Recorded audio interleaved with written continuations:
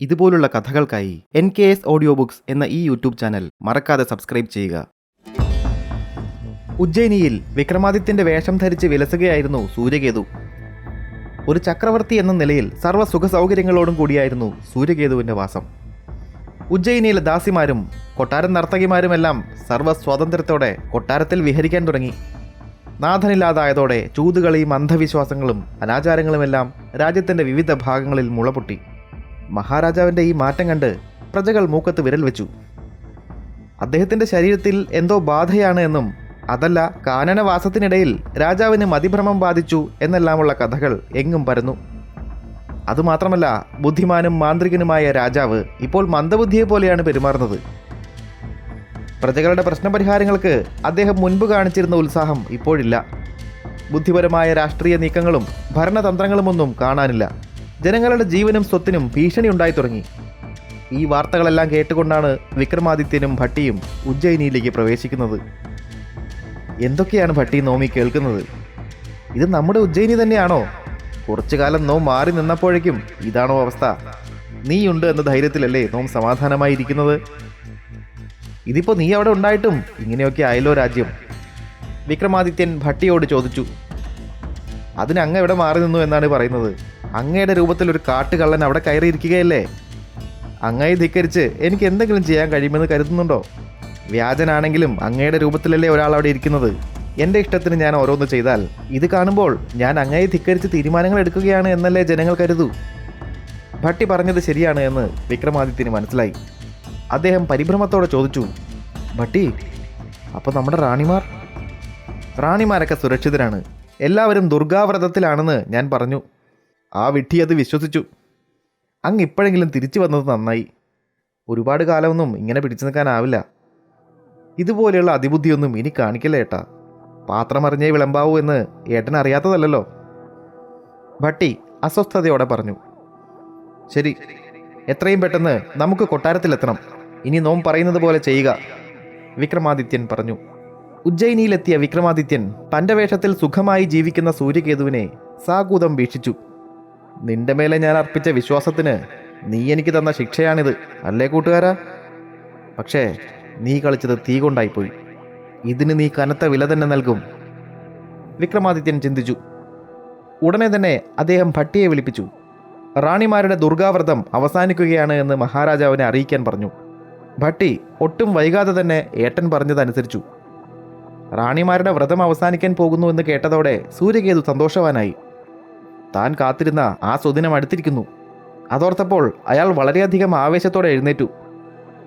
എങ്കിൽ ഇന്ന് രാത്രി നോം എല്ലാവരെയും കാണാൻ എത്തുമെന്ന് അറിയിക്കൂ ഭട്ടി, സൂര്യകേതു പറഞ്ഞു. അത് കേട്ട് ഭട്ടി സംശയം ഭാവിച്ച് സൂര്യകേതുവിനെ നോക്കി. അല്ല, അങ്ങെന്താണ് എല്ലാം മറന്നതുപോലെ പറയുന്നത്?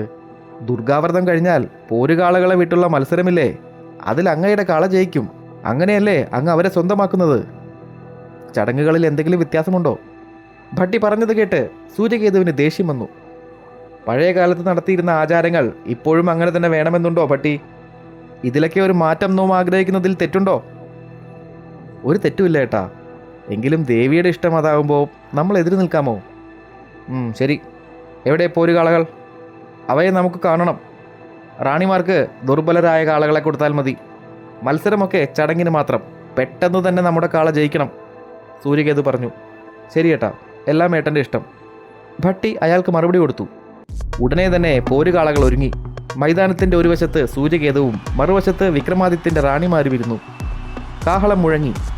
കാളകളെ ഇരുവരും അഴിച്ചുവിട്ടു. രണ്ട് കാളകളും പരസ്പരം ഏറ്റുമുട്ടി പൊടിപടലങ്ങൾ ഉയർന്നു. സൂര്യകേതു പറഞ്ഞതിന് നേരെ എതിരായിരുന്നു ഭട്ടി പ്രവർത്തിച്ചത്. ദുർബലനായ കാളയെ സൂര്യകേതുവിൻ്റെ ഭാഗത്ത് നിർത്തിയിട്ട് ശക്തനായ കാളയെ റാണിമാരുടെ ഭാഗത്ത് നിർത്തി. സൂര്യകേതുവിൻ്റെ കാളയെ റാണിമാരുടെ കാള നിർദാക്ഷിണ്യം കുത്തി പരിക്കേൽപ്പിച്ചു. ഏറെ താമസിയാതെ അത് നിലത്ത് ചത്തു വീഴുകയും ചെയ്തു. അടുത്തു നിന്നിരുന്ന ഭട്ടിയോട് സൂര്യകേതു ചോദിച്ചു, ഈ മത്സരത്തിൽ നോം പരാജയപ്പെട്ടാൽ പിന്നെ എന്താണ് നടപടി? ഭട്ടി പുച്ഛത്തോടെ സൂര്യകേതുവിനെ നോക്കി. പരാജയപ്പെട്ടാൽ പിന്നീട് 5 വർഷത്തേക്ക് റാണിമാരെ കാണാൻ പോലും പറ്റില്ല, അവൻ പറഞ്ഞു. സൂര്യകേതു അരിശത്തോടെ പല്ലുകൾ ഞെരിച്ചു.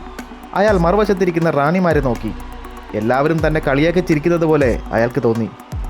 എന്ത് സംഭവിച്ചാലും ഈ അവസരം നഷ്ടപ്പെടുത്താൻ പറ്റില്ല എന്ന് അവൻ തീരുമാനിച്ചു. കണ്ണുകൾ അടച്ചിരുന്നു കൊണ്ട് സൂര്യകേതു ഒരു നിമിഷം ധ്യാനിച്ചു. ഉടനെ തന്നെ ചത്തുകിടന്നിരുന്ന സൂര്യകേതുവിൻ്റെ കാള പിടഞ്ഞെണീറ്റു. ചീറിക്കൊണ്ട് അത് റാണിമാരുടെ കാളയ്ക്ക് നേരെ പാഞ്ഞെടുത്തു.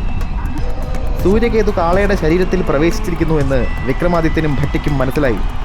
ഇതായിരുന്നു രണ്ടുപേരും കാത്തു നിന്നിരുന്ന അവസരം. വിക്രമാദിത്യൻ ഉടൻ തന്നെ തത്തയുടെ രൂപം ഉപേക്ഷിച്ച് സ്വന്തം ശരീരത്തിലേക്ക് തിരിച്ചു വന്നു. വിക്രമാദിത്യൻ തിരിച്ചെത്തി എന്നറിഞ്ഞതോടെ ഭട്ടി അദ്ദേഹത്തിൻ്റെ മന്ത്രവാൾ എടുത്തുകൊണ്ടുവന്നു. സൂര്യകേതുവിൻ്റെ ഊഴം കഴിഞ്ഞു. ഇനി ഏട്ടൻ്റെ ഊഴമാണ്. ഇതുവരെ ചെയ്തതിനെല്ലാം ചേർത്ത് കൂട്ടുകാരന് കൊടുത്തേക്കണം, ഭട്ടി പറഞ്ഞു. വിക്രമാദിത്യൻ അവനെ നോക്കി പുഞ്ചിരിച്ചു. അപ്പോഴേക്കും സൂര്യകേതു കാളയുടെ രൂപത്തിൽ റാണിമാരുടെ കാളയെ കുത്തി കൊന്നു കഴിഞ്ഞിരുന്നു. വിജയീഭാവത്തിൽ പിന്തിരിഞ്ഞ് റാണിമാരെ നോക്കിയപ്പോഴാണ് അയാൾക്ക് അബദ്ധം മനസ്സിലായത്. 56 രാജ്യങ്ങളുടെയും അധിപനായ ചക്രവർത്തി തൻ്റെ മന്ത്രവാളുമേന്തിക്കൊണ്ട് തൊട്ടു പിന്നിൽ നിൽക്കുന്നത് അവൻ കണ്ടു. ഇനി രാജാവിനെ കൊല്ലാതെ ആ ശരീരത്തിലേക്ക് പ്രവേശിക്കാനാവില്ല എന്ന് സൂര്യകേതുവിന് മനസ്സിലായി. അവൻ ചീറിക്കൊണ്ട് അദ്ദേഹത്തിന് നേരെ പാഞ്ഞെടുത്തു. വിക്രമാദിത്യൻ്റെ ചുണ്ടുകൾ ചലിച്ചു. ഒരു കൂട്ടുകാരൻ എങ്ങനെയാവണമെന്ന് ഞാൻ ലോകത്തെ പഠിപ്പിച്ചു, എങ്ങനെയാവരുത് എന്ന് നീയും. സൂര്യകേതു തൊട്ടരികിലെത്തിയ നിമിഷം അദ്ദേഹം വാൾ വീശി. സൂര്യകേതുവിൻ്റെ ശരീരം 2 തുണ്ടമായി നിലത്ത് വീണു. ഉജ്ജയിനിയിൽ സംഭവിച്ചത് എന്താണ് എന്ന് ഭട്ടി ചുറ്റും നിന്നവരെ അറിയിച്ചു. ഇത് മഹാരാജാവിൻ്റെ തിരിച്ചുവരവാണ് എന്ന് അവൻ പ്രഖ്യാപിച്ചു. ഉജ്ജയിനിയിലെ ജനങ്ങൾ ആ സന്ദേശം ഏറ്റെടുത്തു. സൂര്യകേതുവിനെ വധിച്ച ശേഷം തിരിച്ചു വന്ന വിക്രമാദിത്യനോട് ഭട്ടി പറഞ്ഞു, ഇനിയും ഒരു കർമ്മം കൂടി ബാക്കിയുണ്ടേട്ടാ. ദേവി പറഞ്ഞത് ഞാൻ ഓർക്കുന്നു. എത്രയും പെട്ടെന്ന് ഹോമകുണ്ഡമൊരുക്കുക, വിക്രമാദിത്യൻ പറഞ്ഞു. ദേവി പറഞ്ഞത് അദ്ദേഹം ഓർക്കുന്നു എന്നറിഞ്ഞതോടെ ഭട്ടിക്ക് സമാധാനമായി. റാണിയുടെ ശരീരത്തിൽ പ്രവേശിച്ച രാക്ഷസനെ ആവാഹിക്കാൻ വേണ്ടിയായിരുന്നു വിക്രമാദിത്യൻ ഹോമകുണ്ഡമൊരുക്കാൻ പറഞ്ഞത്. ഭട്ടി വിക്രമാദിത്യൻ പറഞ്ഞതുപോലെയുള്ള സജ്ജീകരണങ്ങൾ ഒരുക്കി. ഹോമകുണ്ഡത്തിന് മുന്നിൽ ഭദ്രകാളി ദേവിയെ ധ്യാനിച്ചുകൊണ്ട് വിക്രമാദിത്യൻ ഇരുന്നു. ഏറെ താമസിയാതെ തന്നെ അന്തഃപുരത്തിൽ നിന്നും ഒരു ഭീകര രൂപം പുറത്തേക്ക് വന്നു. അത് വിക്രമാദിത്യന് നേരെ പാഞ്ഞെടുത്തു. വിക്രമാദിത്യൻ ഉടൻ തന്നെ തൻ്റെ മന്ത്രവാളെടുത്തു. പിന്നീട് അവിടെ നടന്നത് അതിഭീകരമായ ഒരു യുദ്ധമാണ്. യുദ്ധത്തിൽ വിക്രമാദിത്യനുമായി പിടിച്ചു നിൽക്കാൻ രാക്ഷസന് കഴിഞ്ഞില്ല. അദ്ദേഹം തൻ്റെ മന്ത്രവാൾ കൊണ്ട് രാക്ഷസൻ്റെ കഴുത്തറുത്തു. പക്ഷേ അപ്രതീക്ഷിതമായാണ് അത് സംഭവിച്ചത്. മുറിഞ്ഞു വീണ തലയും ഉടലും വീണ്ടും കൂടിച്ചേർന്ന് പൂർവാധികം കരുത്തോടെ രാക്ഷസൻ വീണ്ടും ജീവൻ വെച്ചു വരുന്നു. വിക്രമാദിത്യൻ വീണ്ടും അയാളുടെ തലവെട്ടി. വീണ്ടും ശിരസ് ഉടലുമായി ചേർന്നു. ഏറെ നേരം ഇത് ആവർത്തിച്ചു. രാക്ഷസന്റെ തല കൂടിച്ചേരാൻ അനുവദിക്കാതെ നശിപ്പിച്ചാൽ മാത്രമേ അയാളെ വധിക്കാനാവൂ എന്ന് ഭട്ടിക്ക് മനസ്സിലായി. അടുത്ത തവണ കഴുത്ത് വേർപെട്ടതോടെ അയാളുടെ തല ഭട്ടി ഹോമകുണ്ഡത്തിലേക്ക് തട്ടിയിട്ടു. പിന്നീട് അവിടെ നിന്നും ഉയർത്തെഴുന്നേൽക്കാൻ അയാൾക്ക് കഴിഞ്ഞില്ല. രാക്ഷസന്റെ ശല്യം അവസാനിച്ചതോടെ വിക്രമാദിത്യൻ പഴയതുപോലെ രാജ്യഭാരം ഏറ്റെടുത്തു. കഥ അവസാനിപ്പിച്ച് സിംഹാസനത്തിലെ 20ാമത്തെ പ്രതിമയായ സരസ്വതി ഭോജരാജാവിനോട് പറഞ്ഞു, മഹാമാന്ത്രികനും സിദ്ധനും വീരശൂര പരാക്രമിയുമായ വിക്രമാദിത്യ മഹാരാജാവിൻ്റെ കീർത്തിയുടെ ഒരംശം നിങ്ങളിലുണ്ടോ മഹാരാജാവേ? എന്നിട്ടും അങ്ങ് ഈ സിംഹാസനത്തിലിരിക്കാൻ ശ്രമിക്കുന്നു. ഇത് കണ്ടിട്ട് എനിക്ക് കഷ്ടം തോന്നുന്നു. സ്വയം വിലയിരുത്തൂ. ഈ ഉദ്യമം ഉപേക്ഷിക്കൂ. ഭോജരാജാവ് ഒരു നിമിഷം ചിന്തിച്ചു നിന്നു. അപ്പോഴേക്കും സായാഹ്നമായി. ചടങ്ങ് പിറ്റേന്നത്തേക്ക് മാറ്റി അദ്ദേഹം പിന്തിരിഞ്ഞു. പിറ്റേ ദിവസം സിംഹാസനത്തിലെ 21ാമത്തെ പ്രതിമ കമല ഭോജരാജാവിനെ തടഞ്ഞു. അങ്ങേക്ക് കഥ കേൾക്കാൻ ആഗ്രഹമുണ്ടെങ്കിൽ നിൽക്കൂ ഭോജരാജാവേ. വിക്രമാദിത്യ ചരിതം ഇനിയുമേറെ പറയാനുണ്ട്. അത് കേട്ട് ഭോജരാജാവ് പറഞ്ഞു, അദ്ദേഹത്തിൻ്റെ വീരകഥകൾ കേൾക്കുന്നതിൽ പരം ആനന്ദം ഞങ്ങൾക്ക് വേറെ ഒന്നുമില്ല. നിങ്ങൾ എന്നെ തടയുമെന്ന് പ്രതീക്ഷിച്ചുകൊണ്ട് തന്നെയാണ് ഞാൻ ഇന്നിങ്ങോട്ട് വന്നത്. പറയൂ, ഞങ്ങളെല്ലാവരും കാത്തിരിക്കുകയാണ്. ഭോജരാജാവ് പറഞ്ഞത് കേട്ട് കമല കഥ പറഞ്ഞു തുടങ്ങി. വിക്രമാദിത്യ ചക്രവർത്തിയുടെ ഭരണകാലത്തിനും ഏറെ മുൻപ് കനകപുരം എന്ന ഒരു രാജ്യത്ത് ജ്ഞാനശീലൻ എന്നൊരു രാജാവുണ്ടായിരുന്നു. അദ്ദേഹത്തിൻ്റെ പത്നിയായിരുന്നു പ്രഭാവതി. രാജാവ് തൻ്റെ പത്നിയെ ജീവനേക്കാൾ ഏറെ സ്നേഹിച്ചിരുന്നു. മാതൃകാ ദമ്പതികളെപ്പോലെ അവർ ജീവിച്ചു.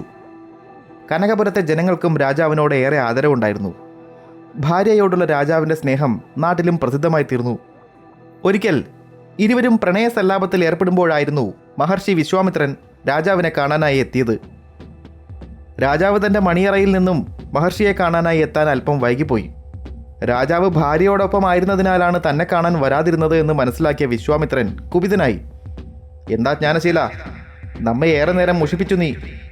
നിന്റെ കാമകേളികൾ കഴിയുന്നതുവരെ നമ്മെ ഇവിടെ കാത്തിരുത്തിയത് ശരിയാണെന്ന് നിനക്ക് തോന്നുന്നുണ്ടോ? രാജാവിനെ കണ്ടയുടനെ വിശ്വാമിത്രൻ ചോദിച്ചു. അയ്യോ, അങ്ങനെയല്ല പ്രഭോ, അങ്ങ് ആദരണീയനായ ഗുരുവാണ്. ഞാൻ അങ്ങയെ മുഷിപ്പിക്കണമെന്ന് ആഗ്രഹിച്ചിട്ടില്ല. ജ്ഞാനശീലൻ വിനയത്തോടെ പറഞ്ഞു. ഏറെ നേരമായി ഞാനിവിടെ കാത്തിരിക്കുന്നു. ഇപ്പോൾ നീ എന്നോട് കള്ളവും പറയുന്നു. ഇത് ഞാൻ ക്ഷമിക്കില്ല. ഞാൻ നിന്നെ ശപിക്കുകയാണ്. കനകപുരി എന്ന നിന്റെ രാജ്യം ശ്രേയസ്സറ്റ് പോകട്ടെ. ഇന്നേക്ക് 14-ാം നാൾ നിനക്കും നിന്റെ പത്നിയിൽ നിന്ന് വേർപെടേണ്ടി വരും. ഗുരുവിനെ അപമാനിച്ചതിനുള്ള ശിക്ഷയാണിത്. മഹർഷിയുടെ വാക്കുകൾ കേട്ട് ജ്ഞാനശീലൻ ഞെട്ടിപ്പോയി. അദ്ദേഹം ഗുരുവിൻ്റെ കാൽക്കൽ വീണ് കണ്ണീരോടെ പറഞ്ഞു. ഗുരു, അങ്ങ് എന്താണ് പറഞ്ഞത്? രാജ്യം നശിക്കുക എന്ന് പറഞ്ഞാൽ പൂർവികരായി കൈമാറി വന്ന പാരമ്പര്യം അവസാനിക്കുക എന്നല്ലേ? അതിന് മാത്രമുള്ള പാപം ഞാൻ ചെയ്തോ? അതുപോലെ പ്രഭാവതിയുമായി വേർപിരിയുന്നത് അടിയനും മരണം തന്നെയാണ്. അങ്ങനെ സംഭവിക്കുന്ന ദിവസം ഞാൻ ഈ ലോകത്ത് നിന്ന് തന്നെ വിട പറയും. ഈ ദാസൻ അങ്ങയുടെ പാദങ്ങളിൽ തന്നെയാണ് എന്നുമുള്ളത്. എൻ്റെ തെറ്റ് പൊറുക്കണം. ശാപം പിൻവലിക്കണം. ജ്ഞാനശീലൻ കരഞ്ഞു പറഞ്ഞപ്പോൾ ഗുരുവിൻ്റെ മനസ്സലിഞ്ഞു. കുറച്ചു നേരത്തേക്ക് അദ്ദേഹം ഒന്നും മിണ്ടിയില്ല. അപ്പോഴേക്കും പ്രഭാവതിയും വന്നു. അവളും ഗുരുവിൻ്റെ കാൽക്കൽ വീണു. ഒടുവിൽ അദ്ദേഹം പറഞ്ഞു. ശാപം പിൻവലിക്കാൻ കഴിയില്ല ജ്ഞാനശീല. അകാരണമായി എനിക്കുണ്ടായ കോപം വെറുതെയല്ല. കനകപുരിയുടെ നാശം എന്നത് വിധിയാണ്. ഞാൻ അതിന് കാരണമായി എന്ന് മാത്രം. ഞാൻ പറഞ്ഞത് സംഭവിക്കും. പക്ഷേ ഇതൊരവസാനമല്ല. ഈശ്വരൻ്റെ അനുഗ്രഹം നിങ്ങൾക്കുണ്ടാവട്ടെ. നിങ്ങളുടെ സ്നേഹം സത്യമാണെങ്കിൽ അടുത്ത ജന്മത്തിലും നിങ്ങൾ ദമ്പതികളായി തന്നെ ജീവിക്കും. ഗുരു പറഞ്ഞത് കേട്ട് ജ്ഞാനശീലൻ കണ്ണീരോടെ ചോദിച്ചു. അടുത്ത ജന്മത്തിൽ എങ്ങനെയാണ് ഗുരു എനിക്കെൻ്റെ പ്രഭാവതിയെ കണ്ടെത്താൻ കഴിയുക? ഈ ജന്മം അവസാനിക്കുന്നതോടെ എൻ്റെ ഓർമ്മകളും ഇല്ലാതാവില്ലേ? അതുകൂടി എനിക്ക് പറഞ്ഞു തരൂ പ്രഭോ. വിശ്വാമിത്രൻ ദീർഘനിശ്വാസത്തോടെ പറഞ്ഞു. അതിപ്പോൾ പറയാനാവില്ല കുഞ്ഞേ. ഇങ്ങനെയൊക്കെ സംഭവിച്ചതിൽ എനിക്ക് ഖേദമുണ്ട്. മംഗളം ഭവിക്കട്ടെ. അത്രയും പറഞ്ഞുകൊണ്ട് ഗുരു അവിടെ നിന്നും യാത്രയായി. അടുത്ത ദിവസം മുതൽ അശുഭ സൂചനകൾ കണ്ടു തുടങ്ങി. രാജ്യത്തെ ജലസ്രോതസ്സുകൾ വറ്റി. നാടെങ്ങും മഹാമാരി പടർന്നു പിടിച്ചു. ജനങ്ങൾ അഭയം തേടി മഹാരാജാവിനെ സമീപിച്ചു. പക്ഷേ അദ്ദേഹത്തിൻ്റെ ശ്രമങ്ങൾ ഫലം കണ്ടില്ല. കനകപുരിയുടെ ശ്രേയസ് പതിയെ ഇല്ലാതായി. ശേഷിച്ച ജനങ്ങൾ നിവൃത്തിയില്ലാതെ മറ്റു രാജ്യങ്ങളിലേക്ക് പലായനം ചെയ്തു. ഒടുവിൽ കനകപുരിയിൽ പ്രഭാവതിയും ജ്ഞാനശീലനും മാത്രമായി. രാജാവ് പ്രഭാവതിയെ അരികിൽ വിളിച്ചുകൊണ്ട് ചോദിച്ചു. പ്രിയേ, ഇനിയും ഈ നാശം കണ്ടു നിൽക്കാൻ എനിക്ക് കരുത്തില്ല. ഈ ജീവിതം അവസാനിപ്പിക്കാൻ സമയമായി എന്ന് തോന്നുന്നു. ഞാൻ എന്താണ് ചെയ്യേണ്ടത്? അത് കേട്ട് അയാളുടെ അരികിലേക്ക് ചേർന്ന് നിന്നുകൊണ്ട് പ്രഭാവതി ആ കണ്ണുകൾ തുടച്ചു. ജീവിതത്തിൽ മാത്രമല്ല, മരണത്തിലും നമ്മൾ ഒന്നായിരിക്കണമെന്നാണ് എൻ്റെ ആഗ്രഹം. ഇത് അവസാനമല്ല എന്നല്ലേ ഗുരു പറഞ്ഞത്? അടുത്ത ജന്മത്തിലും നമ്മൾ ഒന്നാവും. ഈ ഭൂമിയിൽ ഏതെങ്കിലും ഒരു കോണിൽ ഞാൻ അങ്ങേക്ക് വേണ്ടി കാത്തിരിക്കും. എന്നെ തേടിയെത്തുക. ജ്ഞാനശീലൻ പ്രഭാവതിയുടെ കണ്ണുകളിലേക്ക് നോക്കി. അവിടെ തുളുമ്പാൻ വെമ്പി നിൽക്കുന്ന ഒരു സ്നേഹസാഗരം അയാൾ കണ്ടു. കാലം കടന്നുപോയി. അടുത്ത ജന്മത്തിൽ ജ്ഞാനശീലൻ ഒരു പുരോഹിതന്റെ മകനായി ഉജ്ജയിനിയിൽ ജനിച്ചു. ഉദയദത്തൻ എന്നായിരുന്നു പേര്. പൂർവജന്മ കഥകളൊന്നും അയാൾക്ക് ഓർമ്മയില്ലായിരുന്നു. പ്രഭാവതി കലിംഗരാജ്യത്തെ രാജാവിൻ്റെ മകളായി ജനിച്ചു. അരുണിമ എന്നായിരുന്നു പേര്. അതിസുന്ദരിയായൊരു യുവതിയായിരുന്നു അരുണിമ. കൗമാരമെത്തിയപ്പോൾ അവൾക്ക് പൂർവജന്മ സ്മൃതികളുണ്ടായി. ജ്ഞാനശീലൻ ഇതുവരെ തന്നെ തേടിയെത്തിയില്ലല്ലോ എന്ന് വിഷമത്തോടെ അവൾ ഓർത്തു. കുറച്ച് നാളുകൾക്കകം രാജാവ് അവൾക്കായി വിവാഹാലോചനകൾ ക്ഷണിച്ചു. സുന്ദരിയായ അവളെ വിവാഹം കഴിക്കാനായി രാജകുമാരന്മാരുടെ നീണ്ട നിര തന്നെ എത്തി. തനിക്ക് ജ്ഞാനശീലനെ മാത്രമേ വിവാഹം കഴിക്കാൻ കഴിയൂ എന്നറിയാവുന്ന അരുണിമ കനകപുരി എന്ന രാജ്യത്തെപ്പറ്റി അറിവുള്ള ആളെ മാത്രമേ താൻ വിവാഹം ചെയ്യൂ എന്ന് രാജാവിനോട് പറഞ്ഞു. അതോടെ അവളെ വിവാഹം കഴിക്കാനായി വന്ന കുമാരന്മാരെല്ലാം ഓരോരുത്തരായി പിൻവാങ്ങി. ആ കൂട്ടത്തിൽ തൻ്റെ ജ്ഞാനശീലൻ ഇല്ല എന്ന് അരുണിമ വേദനയോടെ മനസ്സിലാക്കി. ഏറെക്കാലം കാത്തിരുന്നിട്ടും കനകപുരിയെപ്പറ്റി അറിയാവുന്ന ആരെയും കണ്ടെത്താൻ രാജാവിന് കഴിഞ്ഞില്ല. അതോടെ നിബന്ധനകൾ പിൻവലിക്കണമെന്ന് രാജാവ് മകളോട് പറഞ്ഞു. മോളെ, ഇങ്ങനെ തുടർന്നാൽ മുന്നോട്ട് എന്ത് സംഭവിക്കുമെന്ന് ഭയം തോന്നുന്നു. അച്ഛനും വയസ്സായി വരികയാണ്. എത്രയും പെട്ടെന്ന് മഗധ രാജ്യത്തിന് അടുത്ത അനന്തരാവകാശി ഉണ്ടാവണം. ഇല്ലെങ്കിൽ നമ്മുടെ കാലം കഴിയുന്നതോടെ രാജ്യം മറ്റാരെങ്കിലും കൈയടക്കും. അരുണിമ ചിന്താധീനയായി. ഏറെക്കാലമൊന്നും ഇങ്ങനെ തനിക്ക് തുടരാനാവില്ല എന്ന് അവൾക്കും അറിയാമായിരുന്നു. എത്രയും പെട്ടെന്ന് ജ്ഞാനശീലൻ തന്നെ തേടിയെത്തിയില്ല എങ്കിൽ അച്ഛൻ തന്നെ മറ്റാർക്കെങ്കിലും വിവാഹം കഴിച്ചു കൊടുക്കുമെന്നും അവൾക്ക് ഉറപ്പായി. മകളുടെ തീരുമാനം മാറുമെന്ന പ്രതീക്ഷയോടെ രാജാവ് കാത്തിരുന്നു. ഇതേ സമയം ഉജ്ജയിനിയിൽ ഉദയദത്തൻ കൂട്ടുകാരോടൊത്ത് ചിരിച്ചുല്ലസിച്ചു ജീവിക്കുകയായിരുന്നു. പൂർവ്വജന്മത്തെപ്പറ്റി അവൻ അപ്പോഴും യാതൊരു ധാരണയും ഉണ്ടായിരുന്നില്ല. സാധാരണ യുവാക്കളെ പോലെ തന്നെ യൗവനം ആസ്വദിച്ച് തള്ളി നീക്കുകയായിരുന്നു ഉദയദത്തൻ. പ്രിയതോഴി അവനെ കാത്തിരിക്കുകയാണ് എന്നും അധികനാൾ അവൾക്ക് അങ്ങനെ തുടരാനാവില്ല എന്നുള്ളതും ഒന്നും അവൻ അറിഞ്ഞില്ല. ഈ സമയത്താണ് കഥ നിർത്തി സിംഹാസനത്തിലെ 21ാമത്തെ പ്രതിമ കമല ഒരു നിമിഷം മൗനമായത്. ഭോജരാജാവ് നെറ്റി ചൊളിച്ചുകൊണ്ട് അവളോട് ചോദിച്ചു, എന്തുപറ്റി? കഥ പകുതിയിൽ നിർത്തിയത് എന്താണ്? രാജകുമാരിക്ക് പൂർവ്വജന്മം ഓർമ്മയുണ്ട്. പക്ഷേ സാധാരണക്കാരനായ ഉദയദത്തൻ തന്നെയാണ് കഴിഞ്ഞ ജന്മത്തിലെ ജ്ഞാനശീലൻ എന്ന് അവൾ എങ്ങനെ തിരിച്ചറിയും? അതിനൊരു സാധ്യതയും കാണുന്നില്ലല്ലോ. അറിഞ്ഞാലും അവർക്ക് ഒന്നാവാനാവുമോ? പൂർവ്വജന്മം ഓർമ്മയില്ലാത്ത ഉദയദത്തന് കനകപുരിയെപ്പറ്റി ധാരണയുണ്ടാവാൻ വഴിയില്ല. ഇങ്ങനെ പോയാൽ രാജാവ് അവളെ മറ്റൊരാൾക്ക് വിവാഹം കഴിച്ചു കൊടുക്കില്ലേ? ബാക്കി പറയൂ, ഞാൻ വല്ലാത്ത ആകാംക്ഷയിലാണ്. അത് കേട്ട് കമല പുഞ്ചിരിയോടെ രാജാവിനെ നോക്കിക്കൊണ്ട് പറഞ്ഞു, പ്രഭു, അങ്ങ് കഥയിൽ എത്രത്തോളം മുഴുകിയിരിക്കുന്നുവെന്ന് പരീക്ഷിക്കാനാണ് ഞാൻ ഒരു നിമിഷം മൗനം പാലിച്ചത്. ഏറെക്കാലമായില്ലേ കഥകൾ കേൾക്കുന്നു. അങ്ങയുടെ താല്പര്യം നഷ്ടപ്പെട്ടോ എന്ന് അറിയണമല്ലോ. ശരി, അങ്ങ് കഥ ശ്രദ്ധിക്കുന്നുണ്ട് എന്ന് എനിക്ക് മനസ്സിലായി. പക്ഷേ ഈ ചോദ്യങ്ങൾക്ക് പ്രസക്തിയില്ല. എല്ലാത്തിനുമുള്ള ഉത്തരം ഞാൻ പറഞ്ഞ അവസാന ഖണ്ഡികയിലുണ്ട്. അത് അങ്ങ് കണ്ടെത്തുകയാണെങ്കിൽ ഞാൻ കഥ തുടരാം. കമല പറഞ്ഞത് കേട്ട് ഭോജരാജാവ് ചിന്താധീനനായി. അദ്ദേഹം എന്താണ് പറയാൻ പോകുന്നത് എന്നറിയാനായി ചുറ്റുമുള്ളവർ ആകാംക്ഷയോടെ അദ്ദേഹത്തെ നോക്കി.